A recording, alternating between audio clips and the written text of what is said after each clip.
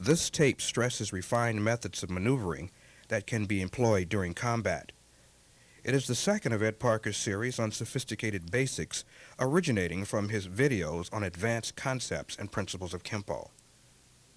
As you acquaint yourself with his thoughts, ideas, theories, concepts, principles, and innovative creations, Ed Parker encourages you to pursue logic as he has to obtain answers.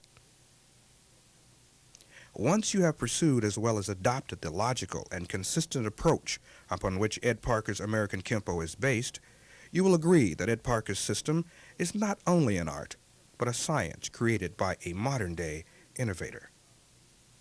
Let us now hear from the Senior Grandmaster himself, Ed Parker. The second topic on basics is maneuvers.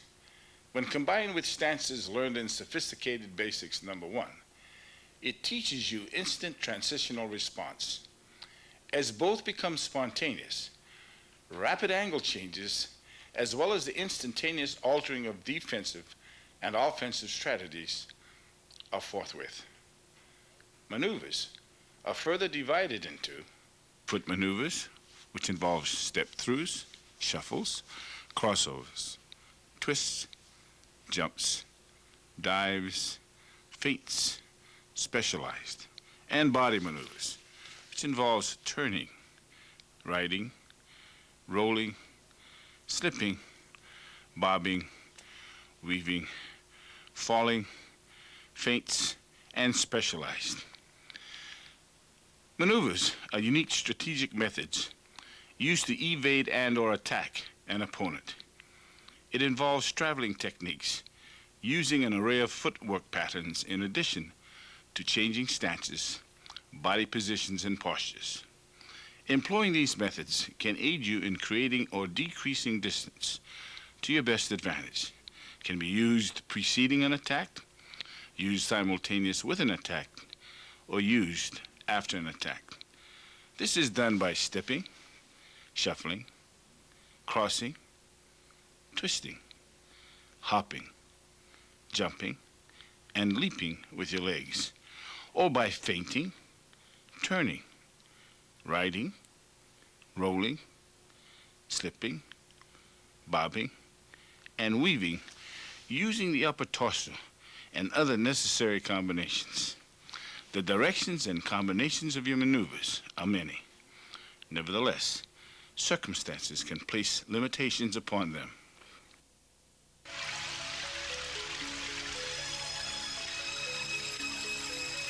Movements incorporating the legs are classified as foot maneuvers or methods employed to move about in any direction utilizing stances. These methods are further broken down into subdivisions and types. Step-throughs are steps used while advancing, retreating, or moving to the left or right sides. Thus, we have the forward step-through, the reverse step-through, and the side step-through, left and right. Shuffles are combinations of drags and steps, or vice versa. They consist of 4 basic types: drag step, step drag, push drag, and pull drag. Like the step-throughs, the traveling direction of a shuffle can be forward, reverse, or to the side.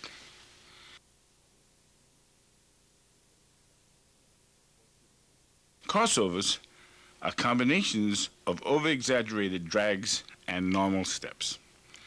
There is a great similarity between a front and a rear crossover and a front and rear twist stance. The key difference is continued motion. A front and rear crossover incorporates an additional step. No sooner do you go into a front or rear crossover than you step out with an additional step to complete the maneuver. A front or rear twist stance remains motionless for a period of time. It is exactly the same as a front and rear crossover, minus the additional step that completes the maneuver. Front and rear crossovers can be done while advancing or retreating. Hopping, leaping, jumping, and diving are other maneuvers that can be used. These methods will be extensively elaborated upon in my self-defense video series. After you have thoroughly learned these foot maneuvers, they can aid you in developing rapid angle changes, increasing or decreasing distance, adding greater power to your strikes or blows, and helping to nullify your opponent's actions. Their importance cannot be overemphasized and must be incorporated to assure maximum efficiency. In taking a closer look at foot maneuvers, we find them to be intricate, adding sophistication to the art. That is, they can produce dual or multiple results. Consider the following example. If a step-through maneuver brought your foot alongside of your opponent's leg, and then you proceed to buckle his leg, this action would have required two movements to accomplish a single effect, and thus be considered embryonic. In contrast, if your step-through maneuver, following the correct angle, went directly through the opponent's leg to buckle him in a single move, it would have given you the desired distance as well as caused your opponent's leg to buckle. It would have been a single move with a dual effect and, therefore, considered sophisticated. A more detailed study of foot maneuvers proves even more interesting. Other than the buckle, foot maneuvers, coupled with stance changes, can be used to check, pin, lock, spread, sprain, or break various parts of an opponent's anatomy. Combinations of these methods can also be employed depending upon circumstances. For example, you can use a step-through reverse foot maneuver, pivot into a right wide kneel stance to buckle your opponent's leg, make an in-place stance change while dropping into a left close kneel stance to break your opponent's ankle. When foot maneuver combinations are properly synchronized with combinations using the limbs of the upper torso, proficiency is enhanced and victory increasingly assured. Movements incorporating the upper torso of the body are classified as body maneuvers. It can also be defined as methods employed to move in any direction using the upper torso. Like foot maneuvers, body maneuvers can be subdivided into types of moves. However, it must be emphasized that many of the body maneuvers are coordinated with foot maneuvers. Therefore, to completely isolate one from the other would be unrealistic. Further, although the upper torso may be utilized more often than the legs, nevertheless, can incorporate these same methods on a limited scale or use them in a slightly altered pattern. Turning is one of the methods used to maneuver the body to avoid, ride, or slip past a punch, kick, or strike. In addition to using it as a defense, it can also be used to increase the effectiveness of an offense. Using sophistication, turning can be defensive and offensive simultaneously, where body as well as foot maneuvers may be employed. Riding a punch, kick, or strike primarily refers to having your head or body go with an attack. In the process of doing so, distance is achieved, or at least attempted, however slight it might be. To accomplish this method, retreating is often used. When one retreats simultaneously while turning, it is labeled rolling. Rolling is a combination of both riding and turning. Slipping is a sophisticated method of avoiding a punch, kick, or strike. It does not need to involve turning or rolling to be effective, although it may employ these maneuvers if the situation warrants it. Slipping is simply a method of avoiding a punch, kick, or strike with or without the use of a defensive block. The head or body avoids the attack by fractions of an inch as it slips and advances toward your opponent to counterattack, crowd, jam, check, or frustrate him. Bobbing is a vertical or diagonal method of motion used to avoid, duck, or slip past the punch, kick, or strike. It is the up and down or down and up motion used to avoid or initiate an attack. It can be accomplished by bending at the waist or knees, such as a wide or close kneel stance, or by using a combination of both. Ducking is the downward motion of bobbing. It is practically a straight drop. Weaving involves a horizontal or diagonal method of motion, which is used to avoid or slip past a punch, kick, or strike. It is a left to right, right to left, or side to side motion used to avoid or initiate an attack. The waist and knees can be used independently or in combination with each other, as the feet remain basically in place. A combination of bobbing and weaving increases your versatility, maneuverability, and effectiveness when you are being evasive or when you are counterattacking. One proficient in bobbing and weaving can be extremely elusive. Feinting is the use of deceptive gestures or maneuvers to lure or cause your opponent to react. It is a setup move employed as part of your intended plan of action. It is used to mislead and deceive your opponent so that your counter or follow-up action can then be effectively executed, delayed, or eliminated entirely. Specific parts of the body, such as the head, shoulders, arms, or even the legs, are used for feinting. A feint can be a simple gesture, a pronounced action, or it can be a number of gestures used consecutively in a variety of time periods to create the desired results. Feints against the unskilled are not as necessary as against the skilled. However, they can cause a dramatic reaction to your plan of attack.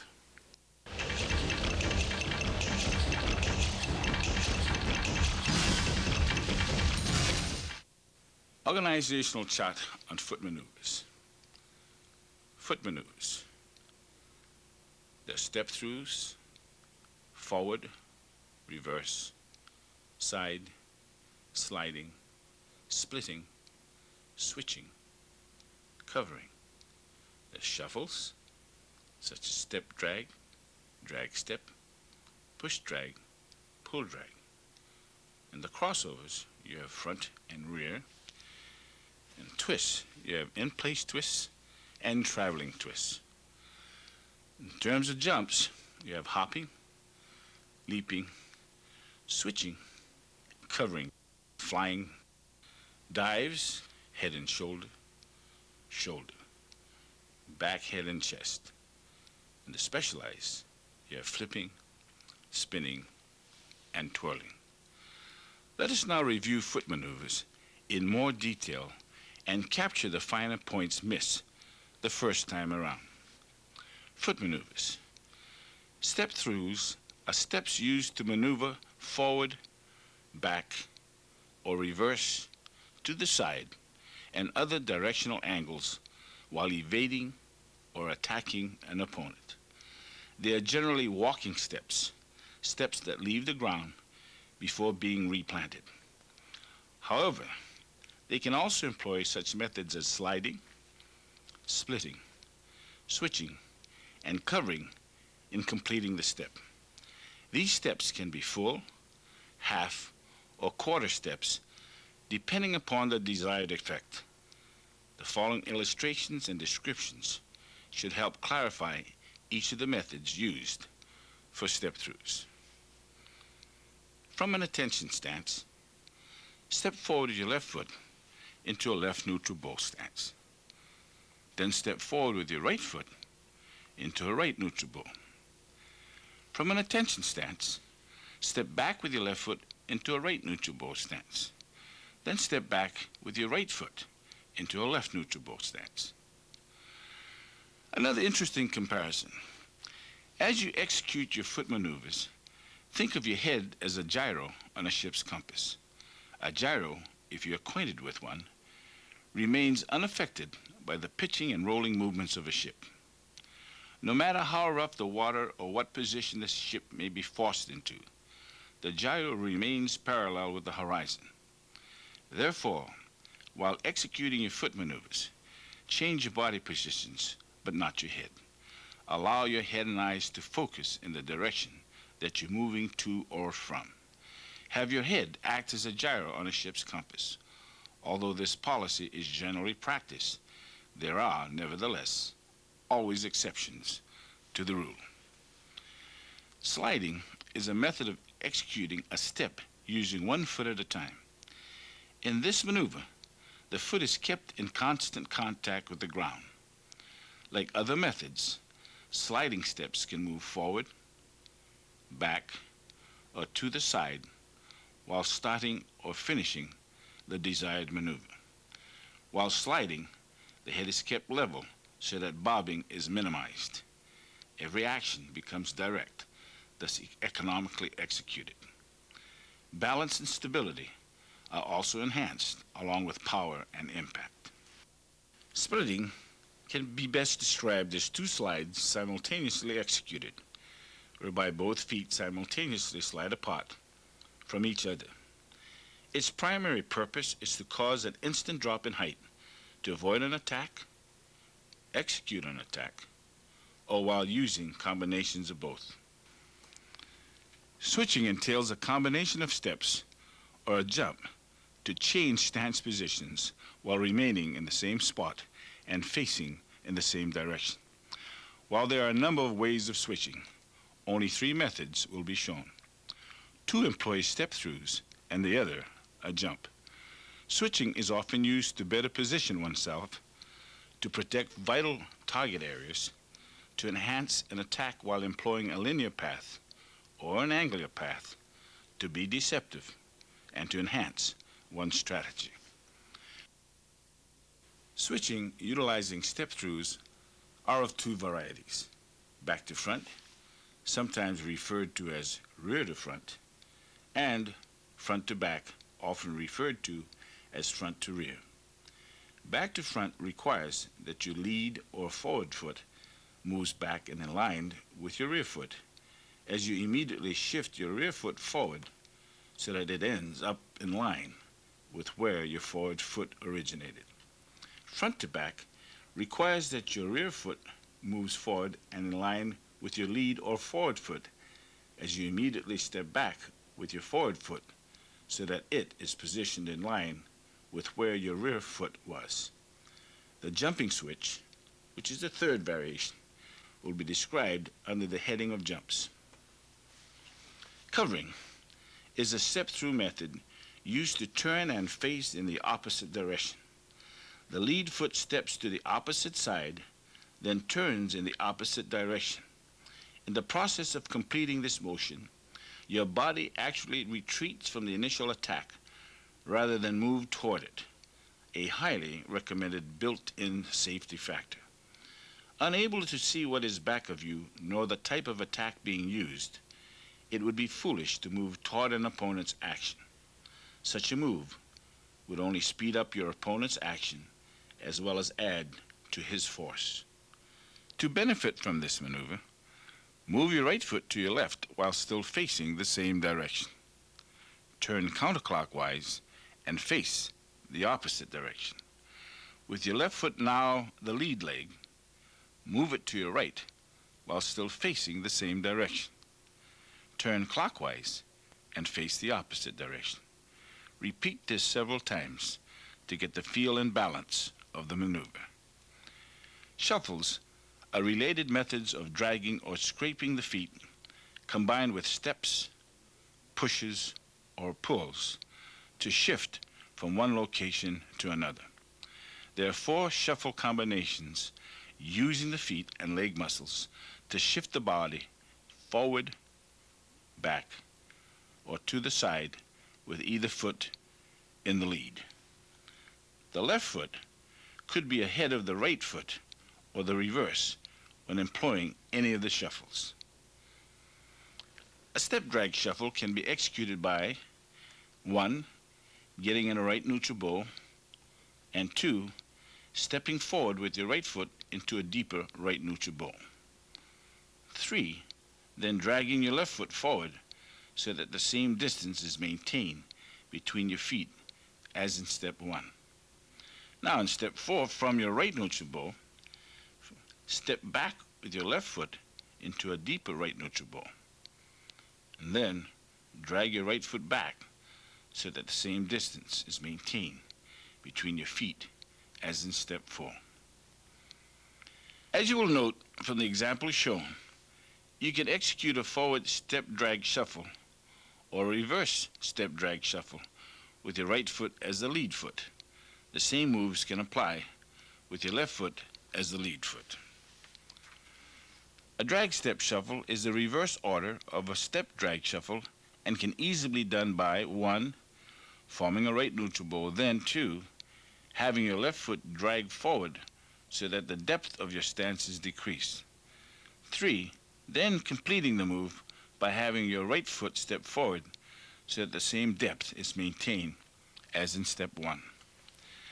The following best exhibits how to execute a reverse drag step shuffle. 1, form a right neutral bow stance. Then 2, have your right foot drag back so that the depth of your stance is decreased. 3, complete the move by having your left foot step back so that the same depth is maintained as step 1. Both forward and reverse drag step shuffles can be done with your left foot in the lead. In my estimation, the most important shuffle is the push drag shuffle. It can be executed faster than any of the other shuffles, triggering instant body momentum while creating immediate backup mass and force. The result? Greater contact impact. Although speed can be kept constant while you're moving forward or back, the push drag shuffle is at maximum effectiveness moving forward. However, under special circumstances where your opponent is well within the range of your natural weapons, maximum force can be obtained while retreating with the push drag shuffle. The following best demonstrates how to execute a push drag shuffle. The push drag shuffle requires 1, that you lift your forward leg slightly off the ground, and 2, push forward with the rear supporting leg while simultaneously dragging it after you so that the original distance before commencing the push drag shuffle reoccurs again. The push drag in reverse requires 1, that you raise the rear leg, and 2, push back with the forward leg while simultaneously dragging it after you so that the original distance before commencing the maneuver reoccurs again. The pull drag shuffle is primarily used by the more adept to slip a kick in on an opponent as the supporting leg, the leg bearing your weight, is literally pulled into action in order to allow your body to lunge forward.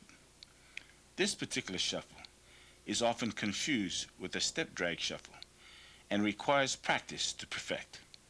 With practice and experience, the difference between a pull drag and step drag shuffle will become obvious.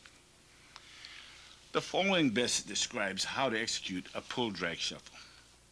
From a right neutral bow, slightly lift your right foot so that it is barely off the ground. Now pull ahead with your left leg as it drags forward. In step 4, plant your right foot into a right neutral bow so that the distance between your feet is the same as when commencing this maneuver. Crossovers are combinations of over-exaggerated drags and normal steps that allow you to create and adjust distances. Because of the length of distance that this maneuver can cover, it is considered a long-range foot maneuver. Used as an offensive maneuver, it allows for faster and deeper penetration.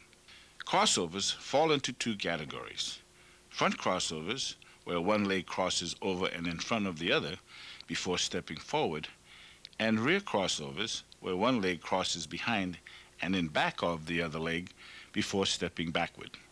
Both methods can be done while advancing or retreating. Let us now learn to execute a front crossover while going forward. 1. From a right neutral bow, have your left foot step in front of as well as forward of your right leg. Flatly plant your left foot while raising the heel of your right foot. At this position, make every effort to distribute your weight evenly. 2. Immediately step forward with your right foot and again resume a right neutral bow stance. When proceeding in reverse with the front crossover from a right neutral bow stance, 1. Have your right foot step back but in front of your left foot. Flatly plant your right foot while raising the heel of your left foot. Your body weight is again evenly distributed at this point. 2. Continue your foot maneuver by stepping back with your left foot and position yourself into a right neutral bow stance. To execute a rear crossover going forward, 1. Have your left foot step in the back of as well as forward of your right leg. During the maneuver, have your left foot plant on the ball of the foot with the heel raised. Have your right foot remain flatly planted. Your weight distribution is again evenly dispersed. 2. Immediately step forward with your right foot into a right neutral bow stance. When proceeding in reverse with the rear crossover from a right neutral bow, 1. Have your right foot step to the back of as well as behind of your left foot. During the maneuver, have your right foot plant on the ball of the foot with the heel raised. In this case, it is the left foot that remains flatly planted with your body weight again evenly distributed. Continue your foot maneuver by stepping back with your left foot and position yourself into a right neutral bow stance. Let us now examine the change of direction that occurs when executing a front or rear crossover. When advancing with a front crossover, your direction of travel will be in a straight line. When retreating with the front crossover, your direction will be on a diagonal line. The reason for this is because of the altered center line. Of interest is the flip side that occurs when advancing or retreating with a rear crossover. While advancing with a rear crossover, travel takes a diagonal route. When retreating, it takes a straight route. Having knowledge of direction of travel when advancing or retreating with either front or rear crossover can be of great importance during combat. Instant angle changes could be activated if required. The following illustrations should prove its validity. Historical interest. While crossover maneuvers work well on flat terrain, history records that it was originally developed to effectively travel up and down stairs. With practice, you will also discover the ease with which you can travel up and down stairways using crossovers. Twists are methods of turning a body with the aid of the feet and legs to evade an attack or contribute to the force of your offense. There are two types, in place and traveling twist. The following demonstrations and descriptions should suffice in clarifying both. The in-place twist requires simultaneous body and leg rotation. In the execution of this twist, the body not only turns, but drops in height as well. In analyzing the in-place twist, you will notice that the maneuver from a neutral bow stance triggers an inward action. That is, your body turns toward you while remaining in place. The advantages of using this maneuver either defensively or offensively are great, even as you drop into the twist. Yet, advantages of both defense or offense can also be gained while unwinding from the in-place twist. The torque from such an action can render surprising results. Let us now proceed to learn the in-place twist. 1. From a left neutral bow stance. 2. Begin to turn clockwise with your left and right foot, plus your upper body. 3. Complete your rotation by fully turning counterclockwise so that your left foot is parallel to the front. 50% of your weight is on the ball of the right foot, and your right shoulder is pushed forward and in front of your left shoulder. Special note: reverse your motion from your in-place twist and revert back to a left neutral bow stance. Explosive action created during this move can be converted into a profitable offense. Traveling twists are not very common, but should be added to your storehouse of knowledge. Depending upon how your feet are positioned, you can move from side to side or forward or back, moving diagonally while employing your lead foot. Its primary use is to stalk an opponent, and secondly, to avoid an attack. The traveling twist consists of two varieties, natural and exaggerated. Close examination of the natural version may cause controversy, for it tends to resemble a turn more than a twist. Nevertheless, the difference is so slight that I have categorized it as a twist. The exaggerated version leaves no doubt that it is, in fact, a twist. When applied, the lower half of the body shows obvious contortion compared with the upper body. This obvious contortion is characteristic of a basic twist. Let us now proceed to demonstrate and describe traveling twists. When applying the exaggerated version, the upper body does not face the same direction as that of the lower half. During this maneuver, the lower half of the body faces left, as the upper half faces right.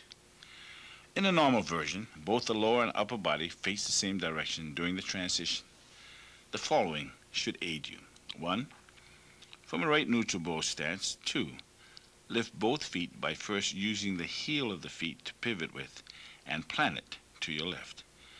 Now lift both heels and pivot to your left on the ball of each foot and then plant them. Step 2 could have started off by pivoting on the ball of each foot first, then the heels. Please take note of how the upper body faces the same direction as the lower half of the body.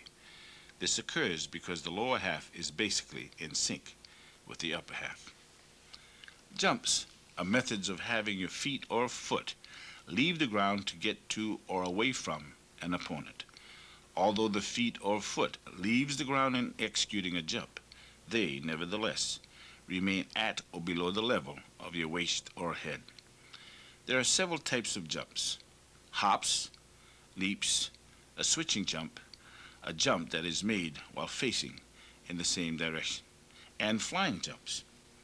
There are many variations of hops, leaps, and flying jumps. Only the essential jumps will be discussed, described, and demonstrated on this tape. Hops are one-leg jumps that require a minimum of height to execute.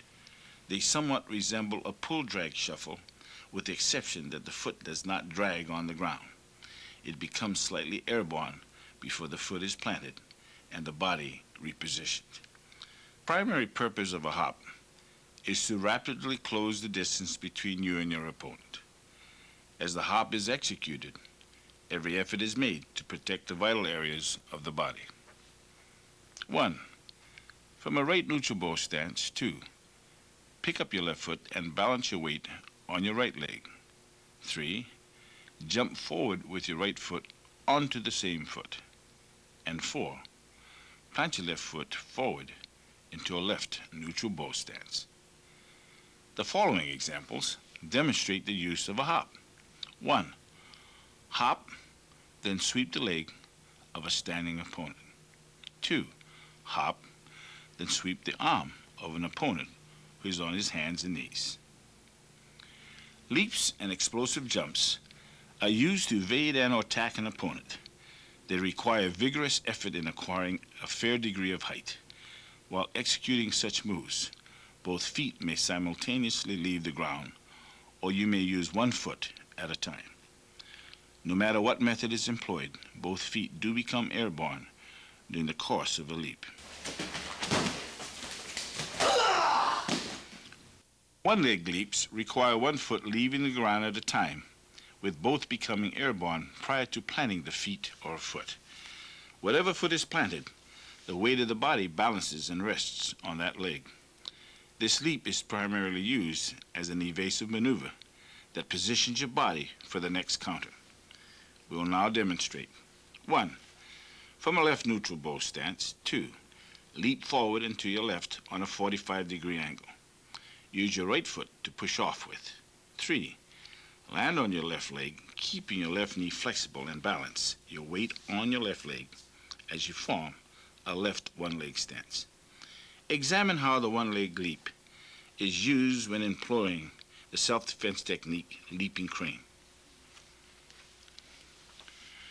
Two-leg leap involves both feet simultaneously leaving as well as being planted on the ground.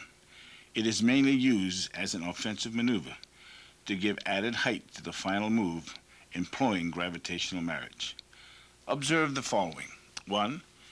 From a standing position. 2. Leap forward using both legs to push off with. 3. Land on both legs, keeping your knees flexible so as to enhance your balance. The self-defense technique, leap of death, is an example of the benefits of a two-leg leap.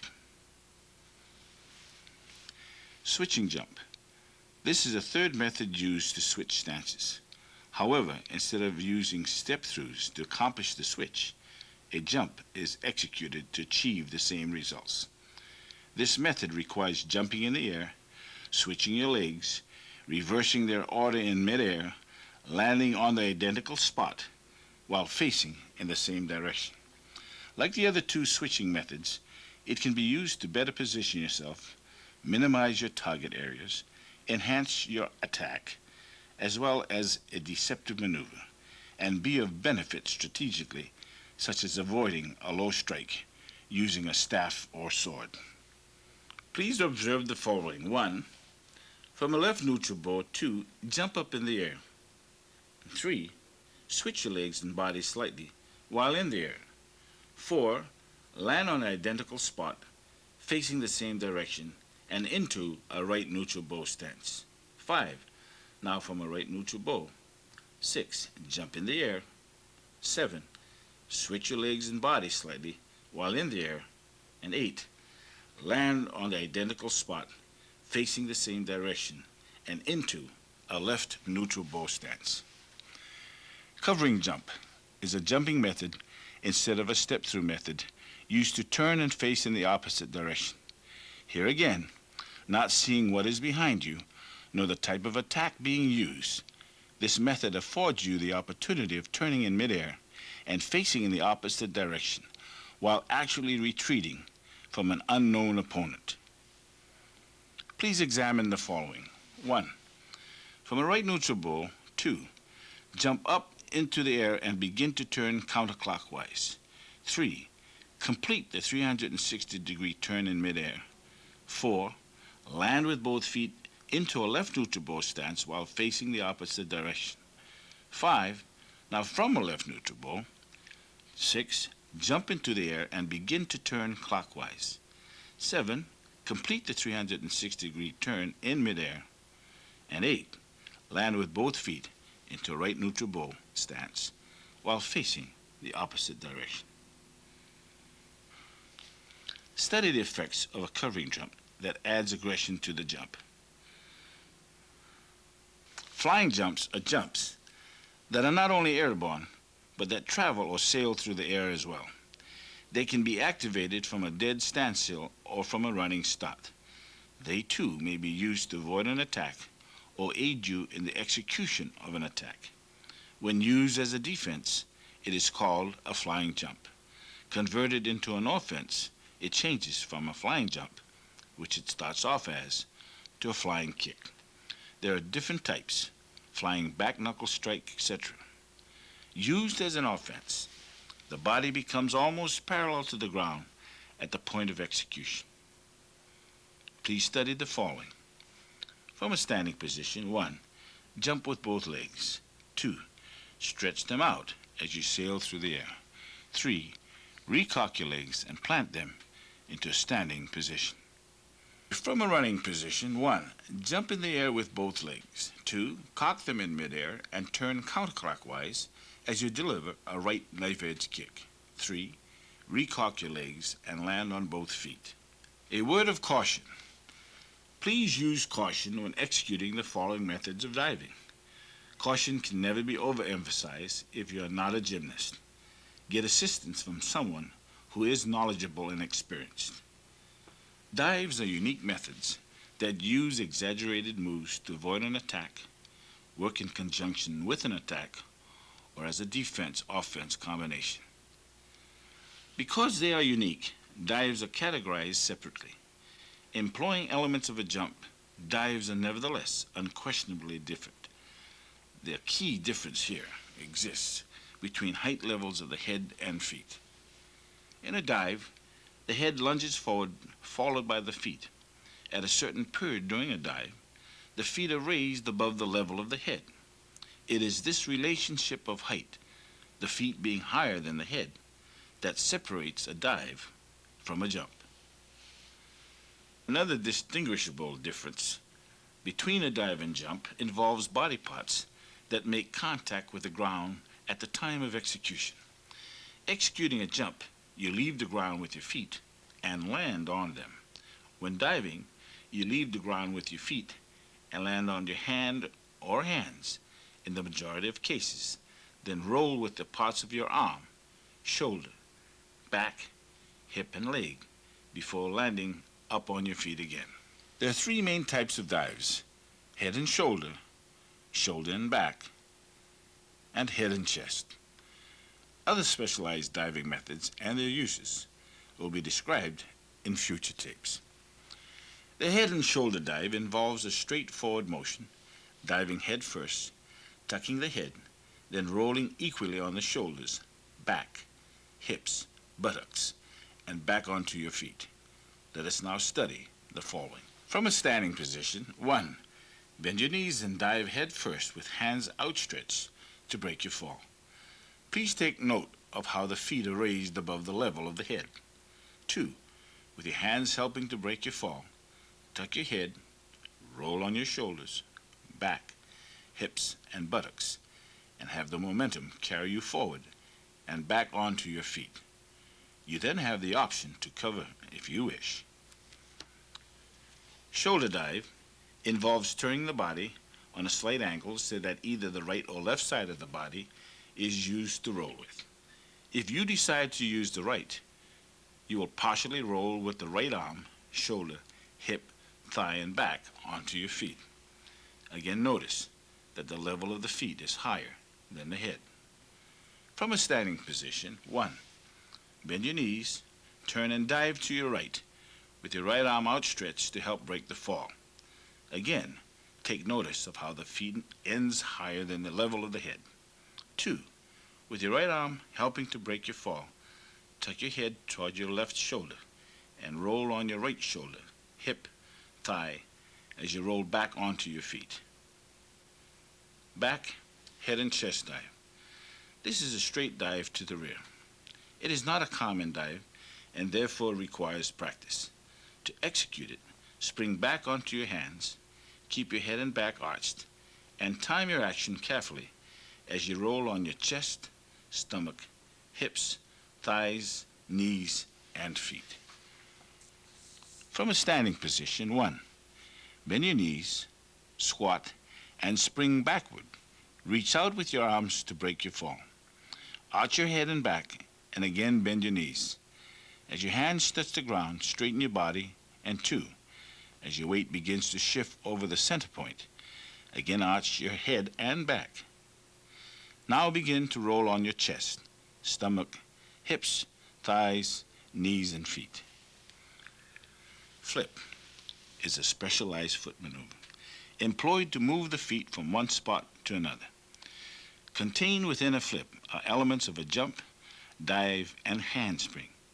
It is executed in 3 stages, from the feet to hands and back to feet.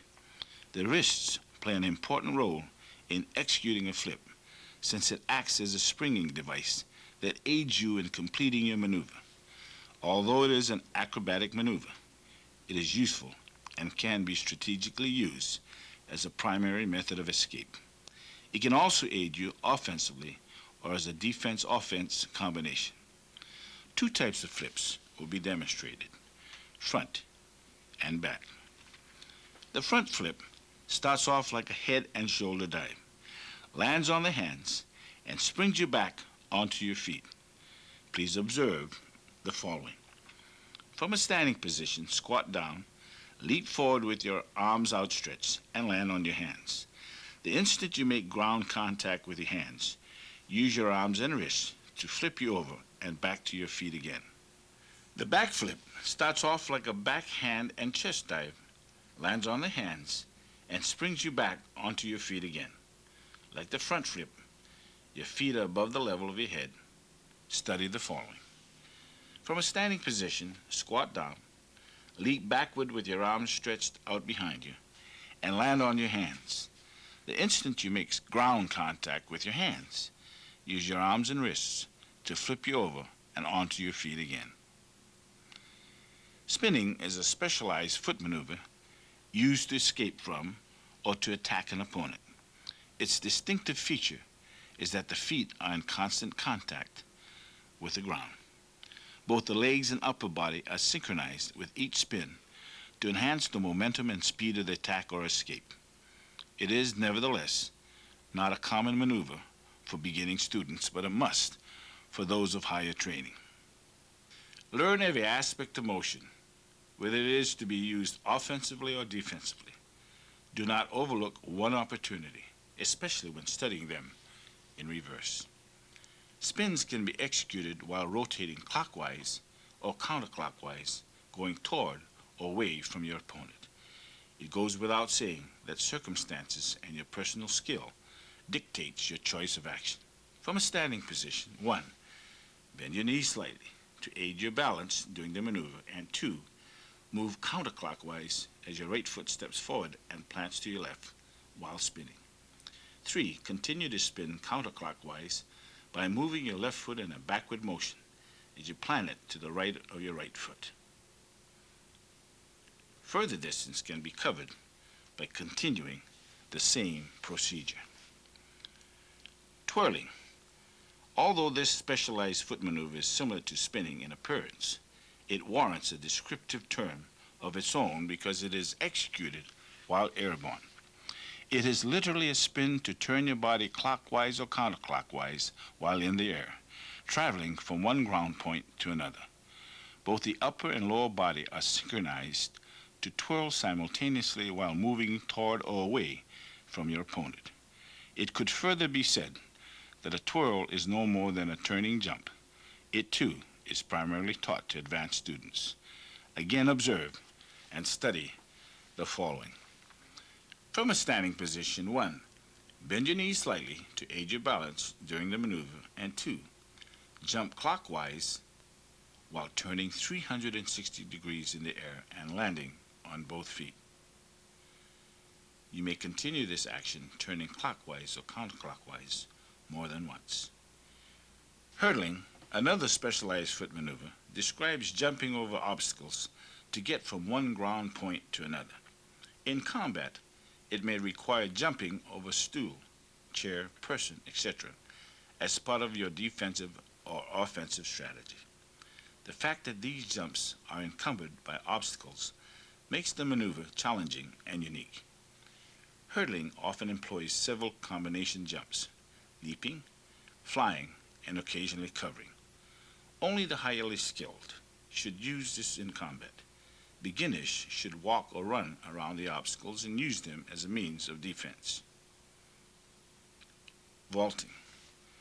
This specialized foot maneuver requires a prop such as a staff, table, stanchion, an opponent's body, or other like objects to support, launch, and execute a jump from one ground point to another.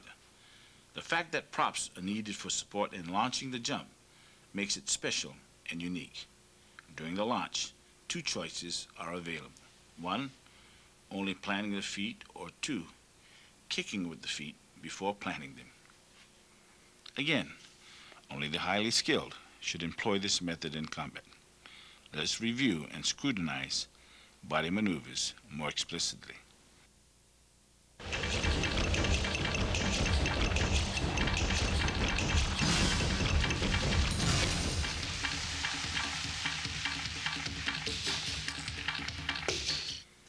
Organizational chart on body maneuvers. Body maneuvers: turning, riding, rolling, slipping, bobbing, weaving, falling. Body maneuvers: turning is a method of rotating the upper body to the left or right while in place or after stepping off and to the side.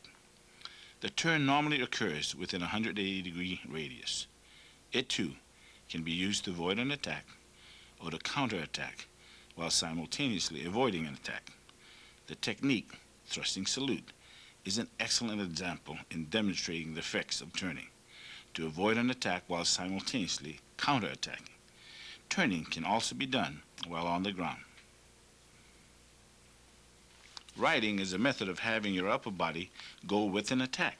This could be done while standing in place or while retreating with the foot. Rolling is a method of avoiding attack using a ride and turn combination. A roll extends beyond a 180-degree radius and up to a 360-degree radius. Having the same flexibility as other methods, you can roll with an attack while simultaneously counterattacking. Rolling can be done in place or coordinated with foot maneuvers. Rolling can also be executed on the ground. Slipping is a method of avoiding an attack while going toward your opponent's action. This may be done directly or indirectly. That is, you can slip past and toward your opponent at the very start of an attack or ride the attack first before slipping toward the action. A counter can accompany a slip. The technique Dance of Death demonstrates slipping. Please study the technique by rewinding the tape to your satisfaction. Bobbing is a method of avoiding attack while virtually dropping underneath, often referred to as ducking, or by rising above the action of your opponent. This maneuver aids you in positioning yourself below or above the level of your opponent's attack. Again, a counter could accompany a bob. Weaving is a method of avoiding an attack while horizontally moving the upper body from side to side toward a number of angles. Countering while weaving can also be accomplished. A combination of body maneuvers can add greatly to your combat strategy. For example, let us apply the self-defense technique Dance of Death as we employ a combination of bobbing, weaving, and slipping. As your opponent throws a right punch, commence by bobbing and weaving to your right. As you maneuver under your opponent's right punch, weave and slip to your left, as well as outside of your opponent's right arm, while striking your opponent's groin with a right reverse hand sword. Take note of the left hand and how it is used to check your opponent's retaliatory efforts. Follow up with a takedown and completion of the technique. Falling is an exaggerated method of riding an attack. The major difference between the two is that when riding, you constantly remain on your feet. When falling, you end on either your back or stomach. When on the ground from a fall, turning or rolling can be applied and coordinated with your counters. While it is important that you learn the contents of my tapes, do not neglect studying the very basic material. Each tape is an important building block. They provide you with basic disciplines that add to the total structure of my system of American Kempo. More importantly, they form the basic foundation of your Kempo knowledge. Weak basics lead to unsuccessful achievements. Therefore, lengthen your practice sessions and make each workout productive. View basic disciplines in their embryonic state. As you strive for perfection, increase your awareness of existing details. Learn how these details function. Identify them, dissect them, analyze them, and perfect them. Accomplish this, and you will understand what sophisticated basics are all about. As you progress to graduated levels of proficiency, do not discard, but store simple movements that are replaced by those of sophistication. Avoid the temptation to discard your basic knowledge because of newly acquired and improve skills. Stock your storehouse of knowledge, not only for yourself, but for the benefit of those who you do or will teach.